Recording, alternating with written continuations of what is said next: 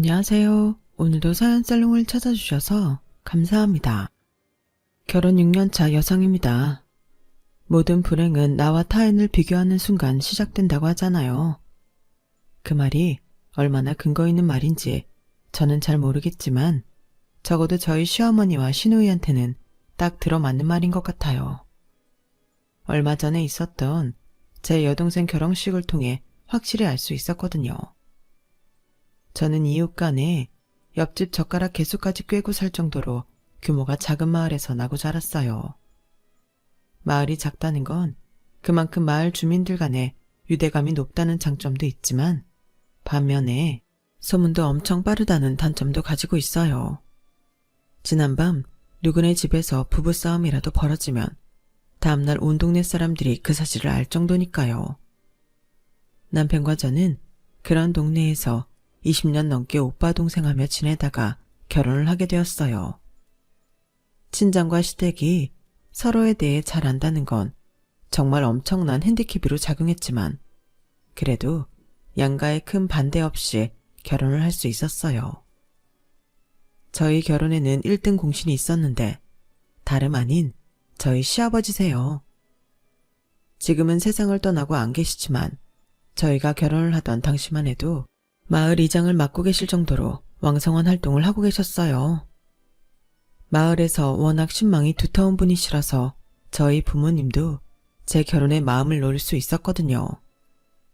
하지만 저희가 결혼한 지 2년 만에 아버님이 갑작스런 사고로 세상을 떠나시자 상황은 급변하고 말았어요.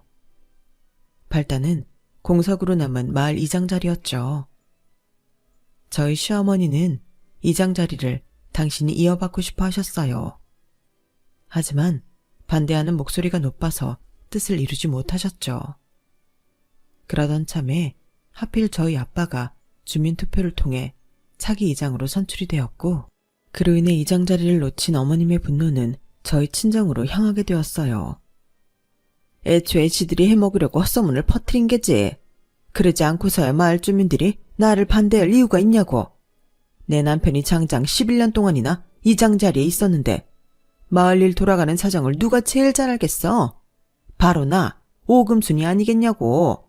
그런데도 이장을 새로 뽑아야 한다고 그 난리들을 쳐?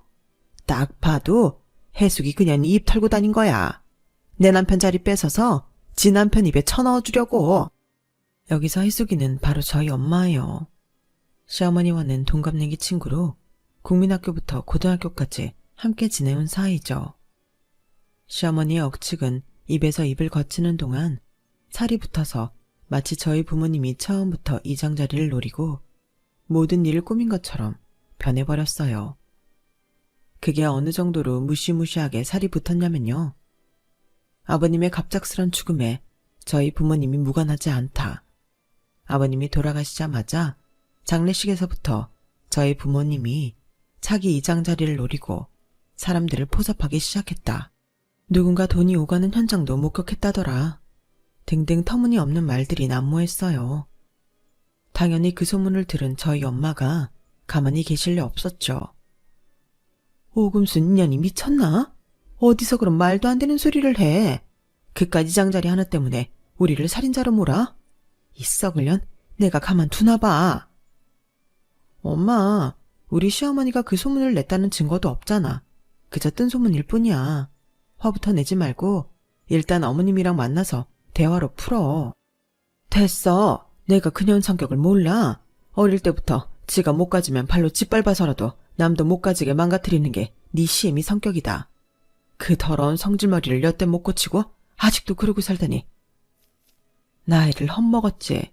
내 이번엔 그놈의 새치열을 가만 안 둬. 결국 저희 엄마는 씩씩대며 시댁으로 달려갔고 그날 두 어머님은 서로의 머리채를 잡고 한참을 싸우셨어요. 조용하던 마을에 벌어진 사돈간의 싸움은 동네 사람들에겐 재미난 볼거리였어요. 말로는 그만두라고 하면서도 흥미진진하게 싸움을 지켜보더라고요. 사람이 참 잔인하다는 걸 그때 알았죠.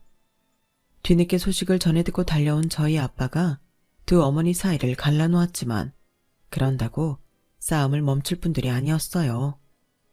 오히려 저희 아빠까지 머리채를 잡히고 온몸에 생채기만 날 뿐이었죠. 그날의 싸움은 근무 중에 소식을 듣고 읍내에서 불이 나게 달려온 제 남편의 중재로 끝이 났지만 이후로도 두 어머님들은 만날 때마다 으르렁대셨어요. 그리고 그 사이에 낀 저와 제 남편의 집중 공격에 타깃이 되었죠. 어머님은 저를 볼 때마다 저희 엄마한테 쌓인 감정을 제게 표출하셨고 그렇게 사위를 아끼던 저희 엄마 역시 제 남편한테 화풀이를 하셨으니까요. 자네도 우리가 자네 아버지 죽음에 관련이 있다고 생각하나? 그런 거면 솔직하게 그렇다고 얘기를 해. 자네 엄마처럼 뒤에서 말도 안 되는 헛소문이나 퍼뜨리지 말고. 장모님, 그게 무슨 말씀이세요? 그건 그저 사고였어요. 잘못이라면 졸음운전한 덤프트럭 기사 탓이지. 그게 왜 장인 장모님 탓입니까? 아무도 장인 장모님 탓으로 생각하는 사람 없어요. 저희 어머니 말 때문에 언짢으시다면 제가 대신 사과드릴게요. 죄송해요, 장모님. 그 말에 저희 엄마는 방바닥에 주저앉아 대성통곡을 하셨죠. 내가 억울해서 살 수가 없어. 살다 살이 누명까지 쓰게 될 줄 누가 알았겠냐고. 그까지 지장자리가 뭐라고 사람을 이렇게 비참하게 만드는지. 내 억울해서 내가 내 명예 못 죽겠네. 아니 땐 굴뚝에 연기 나겠냐고 한다지만 이럴 때 보면 가능한 것도 같더군요. 한바탕 소란으로 동네가 시끄러워지자 저희 아빠는 마을 회관에 사람들을 모아놓고 이장자리에서 물러나겠다고 하셨어요. 이 깎게 뭐라고 사돈간에 척을 지고 살아야 된답니까? 나 이딴 거 안 할랍니다. 이장이니 뭐니 안 해도 지금까지 잘만 살아왔어요. 나 이런 감투에 연연하지 않습니다. 그러니 하겠다는 사람한테 주시고 더는 나 괴롭히지 마세요. 아빠의 폭탄 선언에 마을 사람들은 아빠를 달래기에 여념이 없었어요. 하지만 이미 이장자리에서 마음이 떠난 아빠는 한사코 거절을 하셨죠. 그 소식을 접한 시어머니는 이제야 당신이 제자리를 찾게 됐다고 생각하셨던 모양이에요. 저희 아빠가 이장자리에서 물러난 바로 다음 날부터 온 동네를 휘저으며 이장 노릇을 하기 시작했거든요. 하지만 저희 아빠만 밀어내면 자기 차지가 될 줄 알았던 이장자리는 끝내 어머님한테 돌아가지 않았어요. 이참에 젊은 세대한테 물려주자는 의견이 지배적이어서 청년회장직을 맡고 있던 양계장집 아들한테 이장자리가 돌아갔거든요. 요즘엔 농작물이며 지역 생산품을 인터넷으로 판매하는 경우가 많아서 상대적으로 PC 활용이 능한 젊은 이장이 경제력이 있다는 판단 때문이었죠. 물론 중차대한 마을 일은 젊은 친구한테 맡기는 건 불안하다는 의견도 소수 있었지만 결국은 대부분의 주민들이 마을의 변화에 힘을 실어주었어요.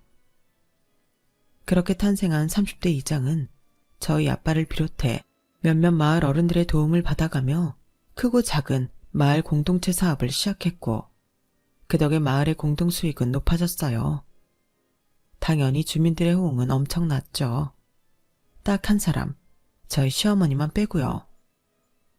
어린 놈이 나이 든 노인들 혼을 쏙 빼놨니 그려. 근데 그 수익이 제대로 분배되는 건 맞아? 다들 컴퓨터엔 까막눈들인데 젊은 이장이 어디서 얼마나 빼쳐먹는지 알게 뭐냐고. 요즘 젊은 애들이 지한테 이득도 없는데 발벗고 나서는 거 봤어? 난 의심해봐야 된다고 생각해. 이장 자리를 뺏긴 것에 앙심을 품고 있던 어머님은 사람들을 만날 때마다 은근히 젊은 이장을 까대기 시작했어요. 처음엔 그러려니 하고 한 귀로 흘리던 사람들도 시간이 지남에 따라 판매 수익이 높고 낮은 집이 구분되면서 조금씩 불만을 터뜨리기 시작했고 그중 몇몇이 저희 어머님 쪽에 붙기 시작했죠. 젊은 이장이 사업을 시작할 때마다 트집을 잡고 강짜를 놓기 시작했어요. 그 바람에 사업 진행이 어려워진 젊은 이장은 저희 아빠를 찾아와 하소연을 하곤 했죠. 아저씨, 저 정말 미치겠어요. 상철이 형 어머님은 왜 그렇게 저를 못 잡아먹어서 안달이래요. 뭔 일만 할라 치면 사람들 끌고 와선 트집부터 잡는데 뭔 일을 할 수 없을 정도예요. 제가 엑셀 파일까지 공개하고 자세히 설명을 드려도 무조건 아니래요. 아니, 그럼 제가 더 어떻게 해야 되냐고요? 옆에서 과일을 깎아주며 그 말을 듣던 저희 엄마는 기다렸다는 듯 한마디 거들었어요. 그놈의 여편네 또 지랄이네. 어쩜 하는 짓이 늘 그 모양일까? 동서가 너무 열내지 마라. 그 여편네가 이장 노릇 하고 싶어서 강짜 부리는 거다. 우리 집 양반 이장 됐을 때 기억 안 나니?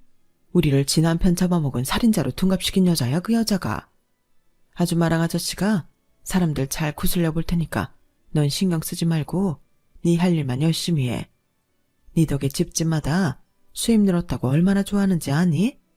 우리도 네 덕에 작년 수입에 배는 벌었다. 정 안 되면 내가 사위 불러다가 지 엄마 단속 좀 하라고 이를게. 그 옆엔 내가 지 아들 말은 잘 듣지 않든.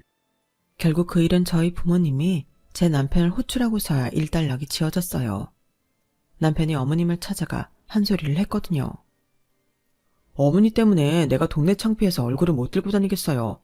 도대체 언제까지 이러실 거예요? 어머니가 이런다고 사람들이 어머니 이장 안 시켜줘요. 괜히 동네 사람들한테 손가락질만 받는다고요. 이 작은 동네에 소문은 또 얼마나 빠른지 어머니도 잘 아시죠? 벌써부터 대직장까지 어머니 소문이 파다해요. 이장 자리 뺏으려고 신임 이장마다 엿먹인다고 다들 말들이 많다고요. 이대로라면 저 창피해서 조합에서 일 못해요. 이참에 회사 그만두고 저도 농사나 지을까요? 그게 어머니 소원이라면 그렇게 해드릴게요. 아니, 내가 뭘 어쨌다고 그러니? 그리고 그 어렵게 들어간 회사를 왜 그만둬? 내가 너 농사 안 짓게 하려고 얼마나 뒷바라지를 했는데 왜 회사를 그만둬? 안 된다. 넌 넥타이 매고 회사 다녀야 돼. 농사는 절대 안 돼. 그럼 약속하세요. 앞으로 마을 일에 절대 관여 않고 참견도 안 한다고요. 약속하실 수 있어요. 지금 이 자리에서 약속 안 하시면 저도 어머니 소원 못 들어드려요. 자식 이기는 부모 없다고 결국 어머님은 아들의 뜻에 따르기로 했어요. 어머님이 잠잠해지자 어수선하던 동네 분위기도 예전처럼 평온해졌어요. 하지만 그때까지만 해도 어머님의 욕구불만이 엉뚱한 곳에서 터질 거라고는 생각도 못했죠. 야, 넌 어떻게 된 게 시집 온 지 수년이 지났는데 제삿밥도 제대로 못 지냐? 네 시아버지가 살아생전에 진밥 좋아하셨던 거 기억 안 나니? 근데 이게 뭐야? 완전 고두밥이잖아. 어쩜 너는 나이가 몇 살인데 아직까지 밥도 제대로 못 짓니? 그건 우리 그이가 고두밥 좋아한다고 어머님이 제삿날에도 진밥하지 말라고 그러셔서 그런 거잖아요. 어머머, 얘 말 대답하는 것 좀 봐. 너 내가 언제 그런 말을 했니? 증거 있어. 내가 그런 말 했다는 증거 있냐고. 이게 아주 우냐우냐 해줬더니 심히 알기를 못같이 알고 있네. 그냥 네 실력이 안 돼서 못하는 거면 죄송합니다 한마디 하면 될걸. 어디서 말 대답이야. 하긴 네 엄마도 결혼한 지 수십 년이 됐어도 아직 밥 하나 제대로 못하는 거 보면 알만하지. 그 피가 어디 가겠니? 그나마 네 아빠나 되니까 네 엄마 같은 여자 데리고 사는 거지. 나 같았으면 네 엄마 안 데리고 산다. 진작 내보냈지. 말이 났으니 말인데 니들 자매들이 하나같이 대학도 못 간 이유가 뭔 줄 아니? 네 엄마 머리를 닮아서 그런 거야. 네 여동생 자경이가 그나마 공부 좀 했다고 하지만 걔도 결국엔 대학 문턱에도 못 갔잖아. 그에 반해 우리 집 애들을 봐라. 우리 상철이도 그렇고 상희도 그렇고 다들 대학 졸업까지 했잖니. 이게 다 나를 닮아서 공부머리가 있어서 그런 거다. 니네 집 종자들이랑은 비교가 안 되지? 어머니, 무슨 말씀을 그렇게 하세요? 저희 집 종자라뇨. 그리고 저도 자경이도 공부 잘했어요. 비록 집안 형편 때문에 대학은 못 갔지만요. 저요, 고등학생 때도 반에서 10등 밖으로 밀려난 적 없어요. 우리 자경이는 전교 5등 밖으로 나간 적 없었고요. 솔직히 공부는 아가씨가 못했죠. 중학생 때도 성적이 안 돼서 인문계 어렵다고 실업계 보내라는 거 비싼 과외까지 시켜가며 겨우 인문계 보냈잖아요. 마을 사람들도 다 아는 사실을 어머님은 기억 안 나세요? 어머님은 기억 안 나신데도 저는 정확히 나네요. 우리 자경이랑 아가씨가 같은 학년이었잖아요. 제 말에 어머님은 입술을 깨문 채 저를 노려보기만 하셨어요. 거기서 멈췄어야 했는데 이미 화가 치밀어 올라서 자제가 안 된 저는 기어이 어머님 속을 뒤집고야 말았죠. 어머님은 매번 대학 하시는데요. 우리 그이야 공부 잘했던 거 저도 잘 알죠. 이 깡촌에서 서울에 있는 대학까지 들어갔으니 안 믿을 사람이 어디 있겠어요. 하지만 아가씨는 아니죠. 아가씨가 나온 대학이 어디 변변한 대학이긴 한가요? 매년 입시철마다 경쟁률 미달이라고 원서만 내면 다 받아준다는 말까지 나오는 그런 학교잖아요. 거기서도 제일 성적 낮은 학과에 겨우 들어갔는데 그걸 머리가 좋아서 대학 갔다고 포장하시는 건 좀 그렇죠. 오죽하면 동네 사람들이 개나 소나 다 들어가는 똥통대학이라고 하겠어요. 아, 불싸. 말을 마친 순간 이 말은 하지 말았어야 했는데 하는 후회가 밀려왔지만 이미 배는 떠난 후였어요. 그리고 이미 극대노 상태가 된 시어머니는 금방이라도 터질 것처럼 벌건 얼굴로 저를 죽일 듯이 노려보고 계셨죠. 그리곤 급기야 제 머리를 향해 손을 뻗는데 그때 마침 현관문 열리는 소리가 났어요. 하마터면 시어머니한테 머리를 잡힐 뻔한 절제절명의 순간 저를 살린 건 바로 남편이었죠. 아들 앞에서는 세상 온화한 어머니처럼 행동하시는 시어머니인지라 차마 며느리 머리채를 휘어잡지는 못하시더라고요. 덕분에 저는 살았죠 뭐. 그날 제사가 끝날 때까지 저는 어머님을 피해서 남편 옆에 붙어 있었어요. 저희가 분가해서 읍내에 살고 있는 게 그날처럼 다행이다 싶은 적도 없더라고요. 그러던 어느 날이었어요. 딸아이 하원을 시키고 막 집에 들어왔는데 엄마가 전화를 했더라고요. 화가 단단히 나셨는지 입술을 벌벌 떨면서 말씀하시는 게 수화기 너머로 전해질 정도였죠. 세상에, 내가 억울해서 살 수가 없다. 아니 그놈의 옆엔 내가 우리 집안에 무슨 억하심정이 있길래 혼인 앞둔 우리 자경이를 두고 그런 개소리를 퍼뜨린다니. 아우 억울해. 아우 속 터져. 엄마, 무슨 일인지 천천히 설명 좀 해봐. 우리 시어머니가 또 무슨 짓을 했길래 그래? 왜? 자경이 결혼하는 거 가지고 또 뭐라고 했어? 도대체 뭐라고 했길래 그러냐고. 글쎄, 우리 자경이가 돈 때문에 위장 결혼하는 거란다. 김서방이 자경이한테 약점이 잡혀서 그 때문에 어거지로 결혼하는 거래. 이게 말이 되는 소리냐? 제 여동생이 4년간 사귀어온 남자라 결혼 이야기가 나온 건 지난 봄이었어요. 그때는 그저 제 짝 찾아서 결혼하는가 보다 생각했는데 지난달인가 여동생이 그러더라고요. 예비 신랑이 돈 좀 있는 사람이라서 신혼집을 강남에 있는 유명 빌라에 마련했다고요. 저희야 뭐 강남이나 그 외의 서울 집값이 먼 나라 얘기처럼 들리는 사람들이라 비싸면 얼마나 비싸길래 그러나 했는데 정말 억소리가 절로 나올 정도라고요. 아니, 젊은 사람이 먼 돈이 있어서 그런 집을 마련했나 했더니 자산이 60억이 넘는다는 거예요. 대학을 중퇴하고 사업을 시작해서 돈을 꽤 벌었다고 하더군요. 그 말을 들은 엄마는 주변 사람들한테 자랑을 했고 그 얘기는 금세 저희 시어머니 귀에까지 들어가게 된 거죠. 안 그래도 저희 집에 감정이 안 좋았던 시어머니가 그걸 보고 가만히 있을 리가 없었어요. 돈 들여 대학 공부까지 시킨 자기 딸은 26이 되도록 취직도 못하고 방구석에서 빈둥거리는데 대학도 못 나온 제 동생이 부자한테 시집을 간다고 하니 속이 좀 꺼역했어요. 그래선 동네방네 거짓 소문을 퍼뜨린 거였죠. 제 동생이랑 예비 신랑이 만난 장소가 룸사롱이었다거나 남녀가 거기서 만날 일이 뭐가 있겠느냐.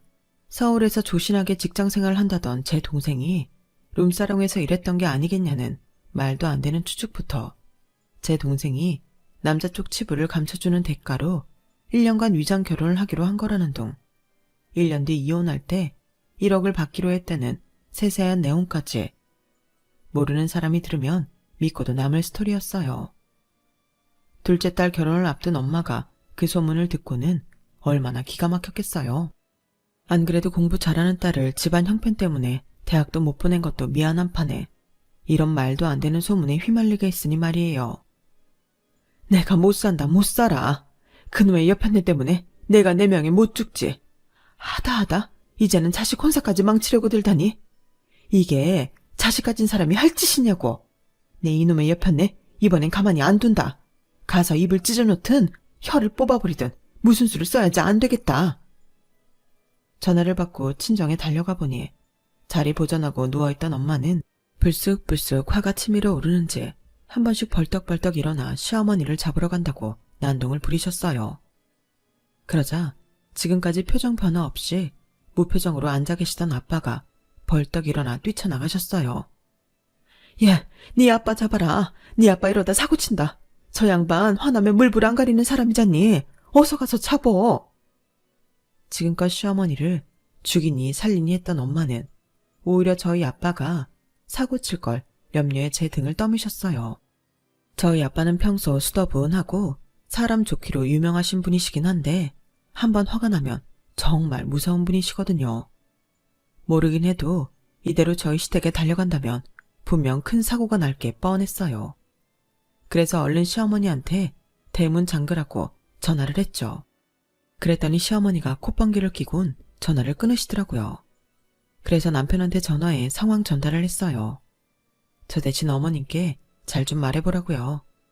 제 말은 안 믿어도 당신 아들 말은 믿겠지 싶었어요. 그리곤 시댁으로 달려갔는데 이미 철 대문이 박살이 나 있더라고요. 남편 전화를 받고 시어머니가 현관문을 잠궜는지 아빠는 현관문을 흔들며 문 열으라고 소리를 지르고 계셨어요. 금순이 너 당장 이 문 안 열어? 내일 모레면 환갑인 것이 여태껏 거짓말하던 버릇 못 버리고 금쪽 같은 내 새끼 혼사끼리 흙탕물을 뿌려? 네 년이 봤냐? 내 딸이 술집 나가는 거? 내 딸이 남자 약점 잡아서 결혼 협박하는 거 네 눈으로 봤냐고? 너도 딸 자식 키우고 사는 입장이면서 다른 것도 아니고 남의 자식한테 어떻게 이런 말도 안 되는 헛소문을 붙이느냐고. 문 열어. 어서 문 열어. 네 그 더러운 새치어 때문에 내 마누라 눈에서 눈물이 마를 날이 없어. 우리가 왜 너 때문에 이 고통을 받고 살아야 하냐고. 그동안 돌아가신 만석 형님 생각해서 꾹 참았다만 내 더는 못 참겠다. 이참에 네 그 못된 버릇 고치기 위해서라도 법적으로 확실히 대응할 테니까 이번엔 대충 넘어갈 생각 말아라. 끝까지 네가 문을 안 연다면 좋다. 내가 아주 망치로 부숴버릴라니까. 셋 때까지 문 안 열면 문 부숴버릴 테니까 알아서 해라. 하나, 둘, 셋. 마지막 구령이 떨어지기가 무섭게 시댁 현관문이 열렸어요. 그리고는 그 틈으로 겁에 잔뜩 질린 시어머니가 파리처럼 양손을 비비며 나오더군요. 오빠, 내가 잘못했어요. 한 번만 용서해줘요. 내가 잠깐 헷가닥했었나 봐. 내가 너무 부러워서 실언을 했어요. 제발 용서해줘요, 오빠. 난 이제 네 말은 못 믿는다. 이날이 때까지 네 주둥이 때문에 일 터질 때마다 네가 뭐라고 했냐? 다시는 안 그러겠다고 용서해달라고 했냐 안 했냐? 근데 이거 봐라. 아직도 넌 네 새치어로 동네방네 헛소문 퍼뜨려놓곤 미안하다는 말 한마디로 끝내려고 들잖냐? 하나도 고쳐진 게 없어. 네가 반성을 할 줄 아는 인간이라면 오늘 같은 일은 없었어야지. 이제 네 대신 수습해줄 만석 형님도 없으니 네 죄는 그냥 네가 받고 끝내라.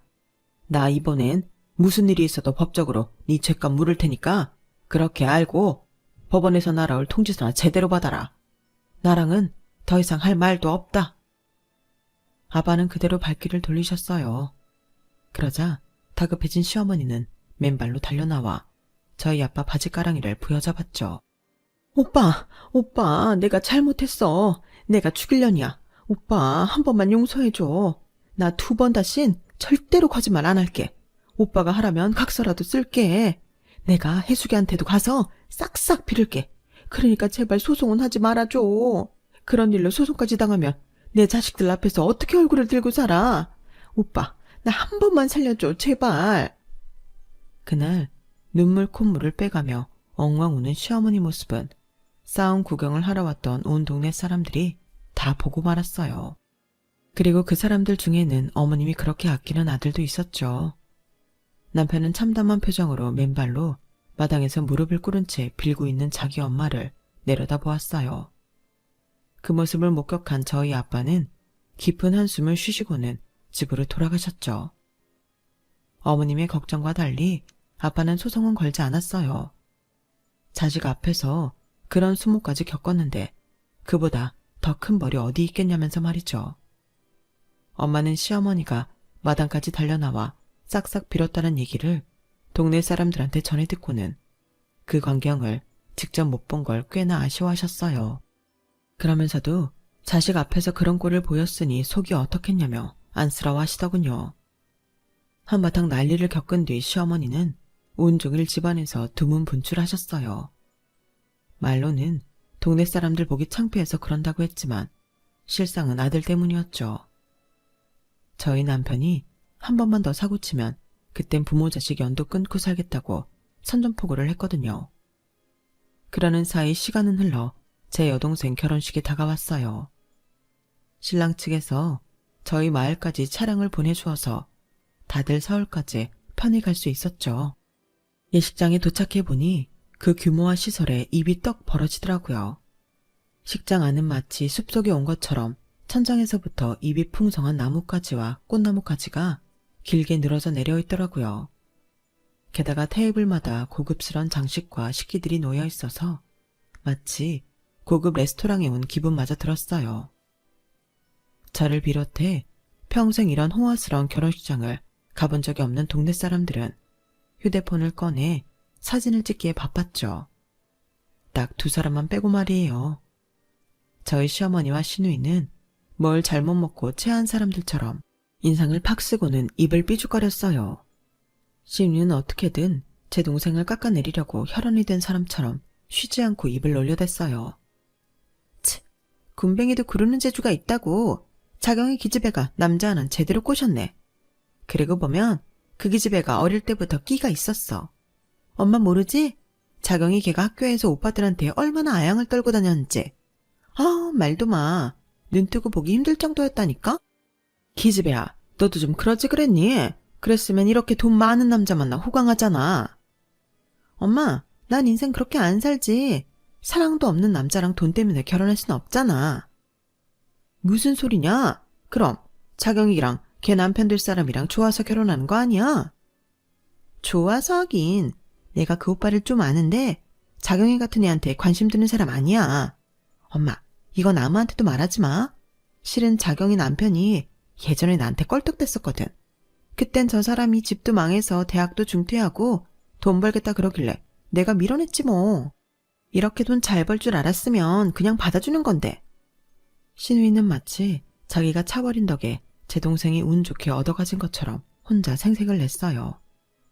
제 동생이 연애사를 다 아는 저로서는 어이없고 한심하기 짝이 없었지만 좋은 날 분란을 일으키기 싫어서 벙어리 냉가슴 할 듯 꾹 참고 있었죠. 그런데도 시누이는 되도 않는 말을 멈추지 않더라고요. 그런데 옆 테이블에서 그 얘기를 듣고 있던 제 동생 동창이 참다 못해 한마디 한 거예요. 야, 전상이 그만 좀 해라. 넌 친구 결혼식장에 와서까지 개뻥을 치냐? 언제 자경이 남편이 너한테 찝쩍거렸냐? 네가 서울대 출신이라는 말에 혹해서 술 처먹고 들이대다가 개쪽당하고 밀려났지. 그리고 자경이가 지 남편 돈 때문에 꼬셨다는 말 어디 가서 하지 마라. 두 사람 연애 시절 아는 사람 앞에서 그딴 소리 하면 너 귀싸대기 맞아. 자경이 남편 집 망하고 대학도 그만뒀을 때 그 집 식구들 먹여 살린 거 자경이야. 지 월급 털어서 쌀 사보내고 월세 내주고 시장까지 받아가지고 그랬던 애라고. 자경이 신랑 회사 일 잘 돼서 돈 번 후에도 자경이네 시집 식구들이 먼저 나서서 결혼 빨리 하라고 닥달했어. 뭘 알고나 따를 것이지. 지금도 자경이 시어머니가 자경이한테 얼마나 잘해주시는지 아냐? 어려울 때 자기 식구들 건사해준 착한 며느리라고 결혼할 때 혼수로 젓가락 한 짝도 가져오지 말라고 하셨다더라. 근데 뭐가 어쩌고 저째?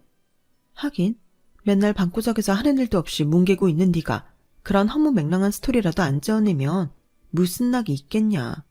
근데 그런 것도 정도껏 해야지. 친구 결혼식장에 와서까지 그런 식으로 주둥이를 털면 되겠니? 나이를 먹었으면 제발 나이값을 좀 해라. 너 그러고 살면 나중엔 자식 보기 창피하지 않겠냐? 동창의 말에 시누이는 얼굴이 새빨갛게 달아올라서는 도망치듯 결혼식장을 빠져나갔어요. 그건 저희 시어머니도 마찬가지였죠. 비는 못 속인다고 어쩌면 시어머니랑 하는 짓이 그리 똑같은지. 그러고 보면 유전자의 힘은 참 놀라운 것 같아요. 다행히 제 여동생 결혼식은 무사히 잘 끝났어요. 사부인께서는 착하고 예쁜 따님을 며느리로 주셔서 감사드린다며 몇 번이나 저희 부모님께 감사 인사를 하셨어요. 그리고 예식장을 찾아준 저희 마을 사람들한테도 답례 선물로 발 마사지기를 하나씩 선물로 보내주셨죠. 그 덕에 저희 엄마는 동네 사람들 앞에서 어깨를 쫙 펴고 다닐 수 있었어요. 딸 자식 덕분에 이게 웬 호사냐며 엄청 좋아하시면서요. 양지가 있으면 음지가 있다고 저희 엄마와 달리 제 시어머니는 동네에서 입지가 더욱 좁아졌지 뭐해요. 결혼식 날 식장을 빠져나간 어머님과 시누이가 화장실에서 제 친정 부모님과 제 동생 흉을 보는 걸 동네 사람이 본 탓이었죠. 같은 동네 사람으로서 그 좋은 날 축하는 못해줄 망정 결혼하는 사돈처녀 앞날에 저주를 퍼붓더라며 온 동네에 소문이 난 탓에 한동안 밖에 다니지도 못하게 되었어요. 그 소문을 들은 저희 엄마는 사람은 고쳐 쓰는 게 아니라며 저희 시어머니는 관뚜껑 닫힐 때까지도 그 버릇 못 고치고 남의 흉을 볼 거라며 혀를 끌끌 차시더군요. 그러고 보면 시어머니와 시누이는 자신의 인생을 돌볼 생각은 않고 자신과 타인과 비교하면서 손수 지옥을 만들어 나가는 것 같아요. 길어야 100년도 못 사는 인생인데 이제는 좀 남의 인생이 아닌 자신들의 인생에 집중하기를 바랄 뿐입니다. 지금까지 제 사연을 들어주셔서 감사합니다. 들어주신 분들 사랑하는 가족들과 행복하세요. 여러분, 사연 댓글의 응원과 현명한 조언 부탁드려요. 좋아요와 구독은 저에게 큰 힘이 됩니다. 오늘도 좋은 일 가득하세요.